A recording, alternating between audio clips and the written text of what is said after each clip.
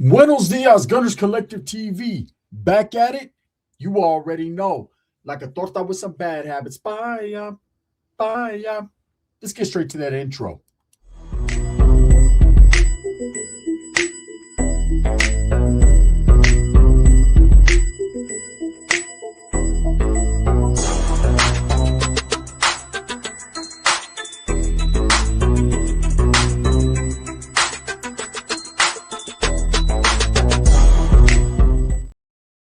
Welcome back to the channel. And if you haven't already hit that like and subscribe button, make sure you go ahead and do that. Put your notification bell on all so that way you're directing the direction of the dope content that I stay kicking.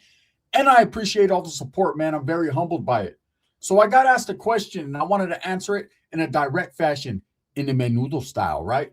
The question that was asked of me was, what is the most feared people in prison as well as the most respected? Now, I'll tell you this right now. Respect goes a long way in the California prison system, right? Fear does not. Fear does not go an inch. Because if you have an inch, believe me, them guys in there will take a mile or they'll give you a mile. And you don't want that, right? Or they'll give you a lot of inches. That'll hurt too, right? But at the end of the day, if you're fearful of another man in prison and you show it, well, let me tell you guys something right now.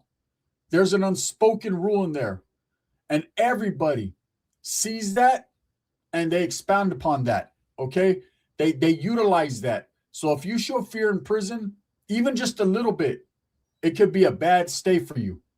So there's no tucking your chin. You got to keep your chin up, your chest out, and just program, man. Do what you have to do. Unfortunately, that's the way of the world. That's the way it is, whether you like it or not.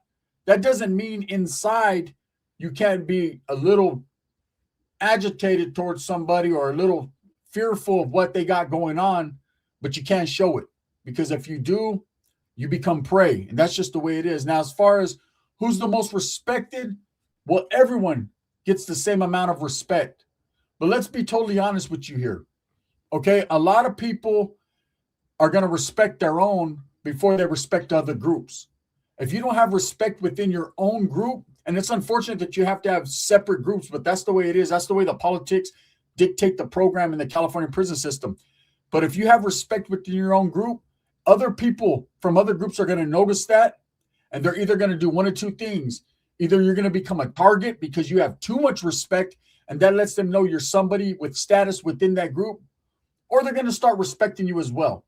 Okay? Respect, like I say, goes a long way, because if you don't treat others like you want to be treated, and that's a great lesson in life, then you're going to get treated by others not the way you want to be treated.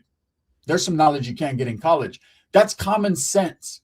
Now, I wanted to talk about one group in particular that has a lot of respect, and people are not going to say it, but I'm going to say it. There's a lot of people with a little bit of fear when it comes to these individuals, and this just didn't happen in the California prison system. This is on the streets as well, in the free world. And I started to first notice this in the California Youth Authority. And the one group that I noticed has a little bit of love, respect, they're feared, all that, are the Usos. Now, no one in prison is going to tell you that. No one's going to say the big bad Usos are feared, because no man is to fear any man. But let's be honest with you. When is the last time you ever seen anybody fight or challenge an Uso? I don't even have to hold that long, because the truth is, it's not been maybe one or two times in your lifetime. If that, for me, zero. Okay? I wanted to tell you guys a story about a particular Uso. So I was doing time in a lockup facility, right? And there was this Uso that was a gigantic version of any Uso. Just a big old Us, right? Coolest person on the tier. Nicest person. Would take the shirt off his back, give you his last soup. Just nice, right? Vato sounded like Prince. I want to be your lover, right? That's how his voice was, but sounded like Prince, looked like two of Arnold's, right? Just was a monster. And I remember I'm on the top tier, he's on the bottom tier, right? So our program was kind of kept separate. Even though he was cool, I could talk to him over the tier just like anyone else. And when we did have conversations, was very not a lot, right? He always was a good conversationalist, meaning he always had good stories to tell. Now he was fresh off the islands, meaning he still had that accent from being on the island of Samoa, right? So it was kind of like when you talk to him, he was like, "What's up, brother?" Right? Real low talking, very mellow. Was a beast. Okay, someone that you just looked at and said, "Nah, I'm gonna be a little fearful of that guy." You just knew that you didn't stand a chance. His arm was bigger than your whole body, right? This brother had came in, and right from the gate, I could tell by the brother's attitude, man, oh man, there was going to be an issue. There's probably going to be a problem because this brother, man, did not take shit from anyone. He was a thinner, taller guy, man. He just had that persona and that swag about him, whereas he was not going to fucking get punked by no one. He wasn't going to take shit by anyone. And little did I know, man, he was going to create a lot of chaos and get involved in a lot of bullshit. So he's in the pod probably like 1 or 2 days, and he gets into an argument. So I'm right in the middle. At the very end cell is no, excuse me. Yeah, he was at the very end cell. I'm right in the middle, and then there's a Wood. What's up, brother? That's right next to me, who's very well respected at that time too. And I've told the story in the past. The Wood would shoot me magazines, would shoot other people on the tier magazines. And this brother, he got a little, he wanted to see the magazines, and the Wood didn't want to share, right? And the brother felt some type of way, which I understand. You know what I'm saying? You're sharing with everyone else, with all the other minorities. Why aren't you sharing with the brother? But he just didn't want to share with the brother. And it didn't have nothing to do with him being black. It had more so to do with him just not knowing him and saying, nah, fuck you. You ain't punking me. Because the way he asked was kind of like, shoot me those shit. Shoot me that shit. And rather than just asking. And there was a community there. No matter what our race was, no matter our ethnicity, no matter what gang we're from, north, south, none of that. We knew we were all doing time together in that pod. So we all took care of each other. Anyways, they got into a lightweight argument, and everybody on the tier could hear this argument. Right? It was more arguing on one side and getting checked on the other, right? And so anyways, after about a day or two after that cools down, what happens is the Uso was downstairs. Now, mind you, you are on the top tier. You don't get to see who's really below you unless they step out from under that partition that's kind of right there. Then you can kind of see them, right? And when they're going to showers or they're going to the yard, that's when you see them. Anyways, man, this brother's having a conversation. Every time the door would slide open, he had another blood homie that was on the other side. Oh, Paru, who's on the other side. Hood day, right? And they would yell. They'd yell at each other, right? So anytime that door slid open, that would be like one CO walking from there to, inside the pod. He would get his opportunity. Hey, bro, real quick, before the door closes. And he's yelling one day. Actually, so the Usos downstairs having a conversation with his neighbor, his vecino, right? Which is some white dude we called U.S. Army. I remember they're talking. You can hear them, but they're low. They're respectful on the tier. And bam, the door slides open. The brother immediately, it's like he knew, right? He jumped up out of bed. You can hear him shuffling. Hey, woo! He's trying to holler at his homeboy to get some envelopes, some stamped envelopes so he could write his peoples. And so he's hollering at him, man. And the Usos like, hey, bro, can you be a little quiet? You know what I'm saying? I'm trying to talk down here. And he's like, listen here, blood, fuck that, woo, fuck you. There was all kinds of fuck yous and fuck that's going on, right? And I knew everybody on that pod. I made it as a Norteño at that time. I made it my purpose to know who I was around. That's just situational awareness. That's just security while in prison. You want to know who's all there. Plus, I had been there for a little while. So, of course, I knew who they brought in and who wasn't there, right? So I immediately write a wheel out to my homeboy from SAC who's down the tier, right? We're the only two Norteños in that pod. Wasn't many of us. I wrote him a wheel on like, hey, bro, fucking this vault is going to be an obstacle. His brother, right? And it's not because he was black. Don't get it twisted. It's just because he had an attitude, an aggressive attitude. So I'm like, if we're ever go to the yard or wherever in close proximity, now they kept everyone on individual status. It was a lockdown unit, so we were all separated, right? But I was like, if you ever run into him, watch out because he's a little aggressive. Anyways, he's arguing with the Uso, right? The Uso's not really arguing, but the Uso just tells him straight up, look, bro, no disrespect, brother, but you know what I'm saying? You don't want this at all. Now, he doesn't know it's an Uso at this time. I don't know what he thinks, right? But he's like, he's all kinds of fuck yous, and I don't give a fuck who you think you are, man. I'll smash you if I ever see you, and this, and that. The Uso's like, okay.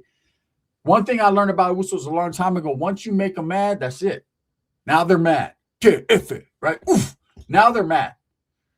But up until that point, man, they're willing to talk to you and warn you. It's a warning. The warning is I'll beat the fucking holy shit out of you. I'll knock your soul up out your spine, right?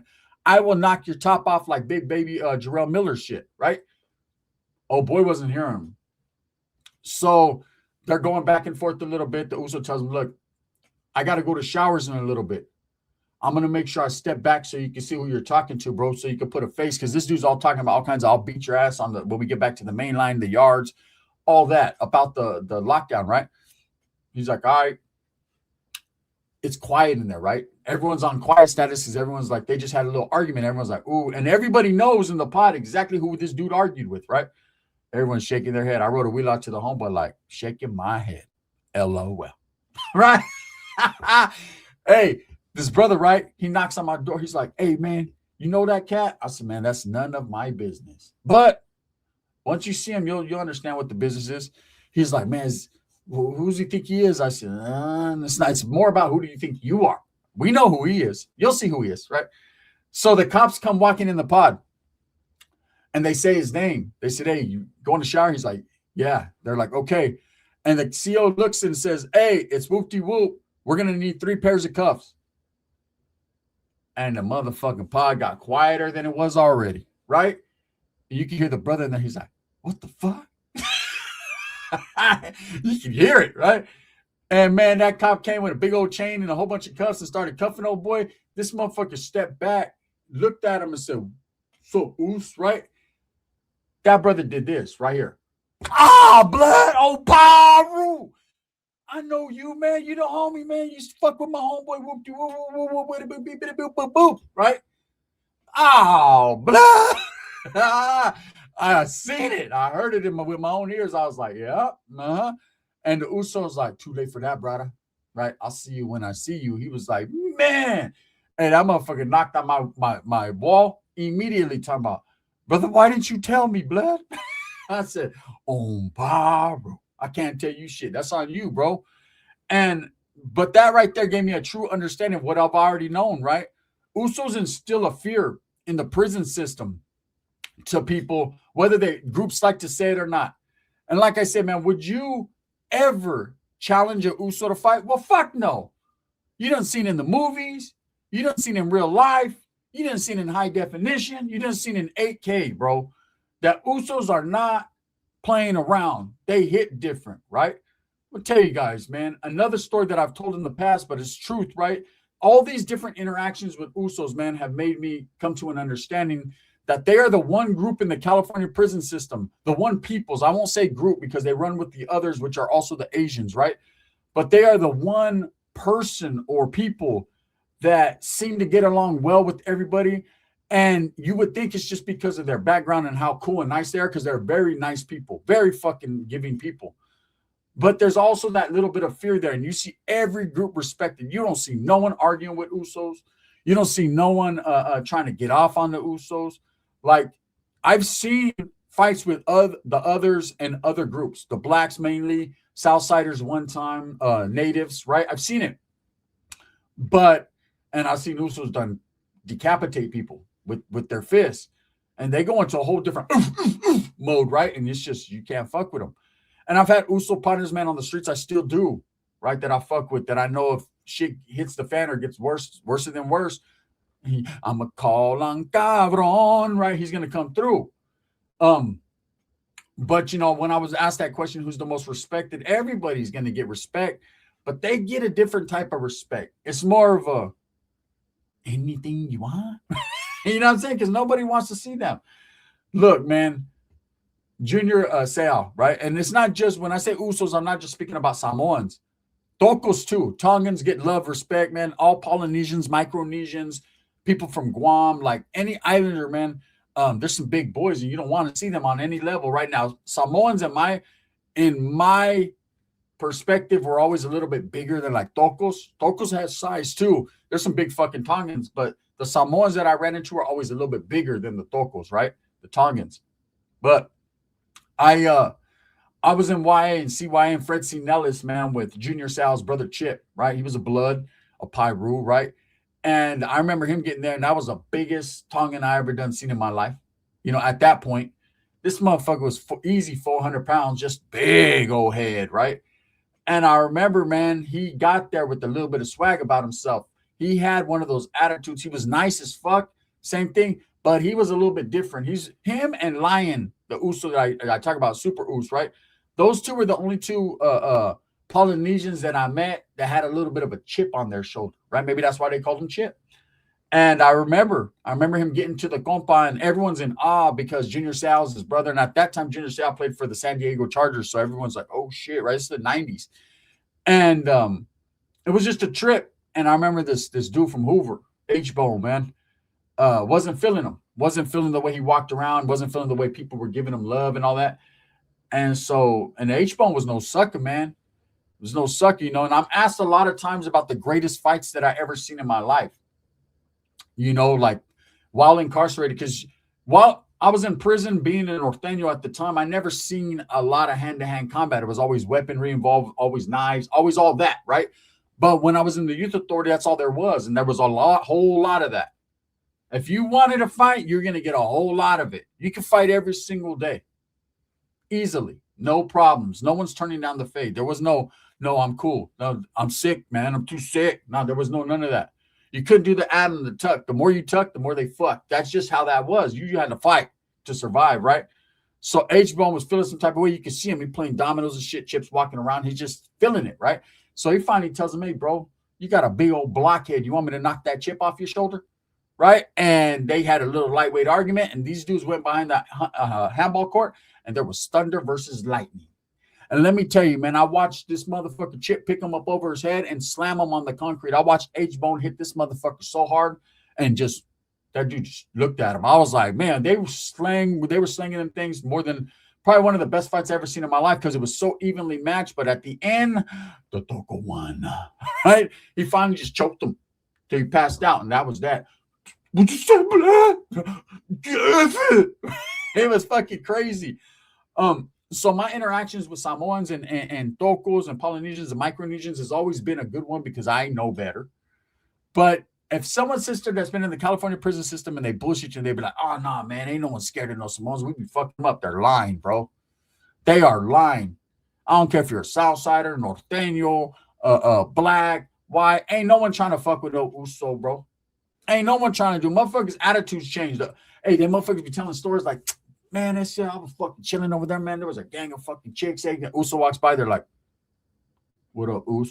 Don't even look at my fucking eye. Let's keep it real, right?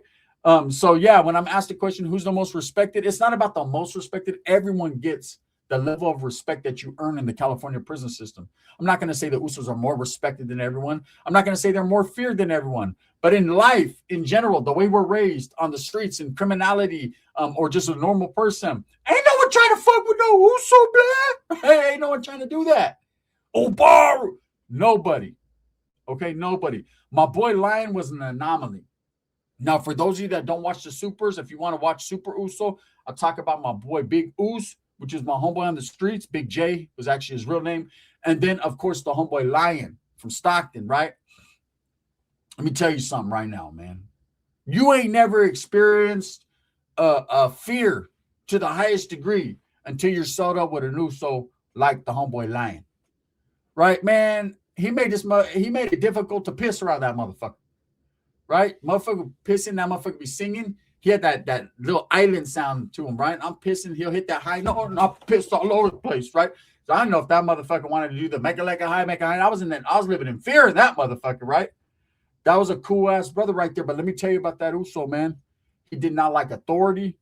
He done went through some different shit, and he was Stockton gangbanged out. So there's a difference between just gangbanging in Northern California and Stockton gangbanging, right? That brother was a Stockton gangbanger. So he had the Uso element, big as fuck, crazy hair, wild than a motherfucker, like he came straight off the island, right? And then he had Stockton in him, right? That took it to a whole, that met the whole situation up. That took it to a whole nother 209 level, right? And then this brother right here, man, hated cops. So every time a cop walked by, he'd be like, what you looking at, ooh? Right? I was like, oh, man, I'm either going to die in here from overexhaustion from being smothered with the air that this dude's breathing because he took a whole lot of air. When that fool took breaths, it was like, I was like, oh no, man. You ever been around a big oos, man? When they breathe, there is no oxygen left. They are big people, right?